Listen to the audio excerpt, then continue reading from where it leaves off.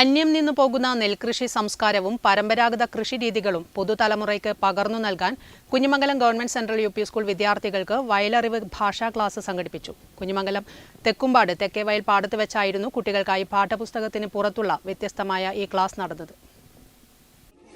Kunhimangalam government central UP. സ്കൂളിലെ UP. വിഭാഗം വിദ്യാർത്ഥികൾ കുഞ്ഞിമംഗലം തെക്കേ വയലിലെ ചളിമണ്ണിൽ നെൽച്ചെടികൾ നട്ട് കൃഷിയുടെ ആദ്യ പാഠങ്ങൾ നേരിട്ട് അനുഭവിച്ചറിഞ്ഞു. മണ്ണിന്റെ മണവും കൃഷിയുടെ കഠിനാധ്വാനവും ഒരുപോലെ പകർന്നു നൽകിയ ക്ലാസ് കുട്ടികൾക്ക് പുതിയ അറിവായി. സ്കൂളിലെ മുൻ അധ്യാപകനും കൃഷിക്കാരനുമായ M.K. ദാമോദരൻ മാസ്റ്റർ വയലിലിറങ്ങി വളപ്രയോഗമടക്കമുള്ള നെൽകൃഷിയുടെ ഓരോ ഘട്ടങ്ങളും കുട്ടികൾക്ക് വിശദമാക്കി കൊടുത്തു. കുട്ടികൾക്ക് തങ്ങൾ കഴിക്കുന്ന അന്നം എങ്ങനെ ഉണ്ടാകുന്നു എന്ന് നേരിട്ട് മനസ്സിലാക്കാൻ ഈ വയൽവരമ്പിലെ ക്ലാസ് ഉപകരിച്ചു. Kunhimangalam grama panchayat vice president P. Vijayalakshmi teacher ഞാറ് നട്ടുകൊണ്ട് പരിപാടി ഉദ്ഘാടനം ചെയ്തു. കുഞ്ഞിമംഗലം കൃഷിഭവൻ കൃഷി ഓഫീസർ അമിത സിസിൽ മുഖ്യാതിഥിയായി.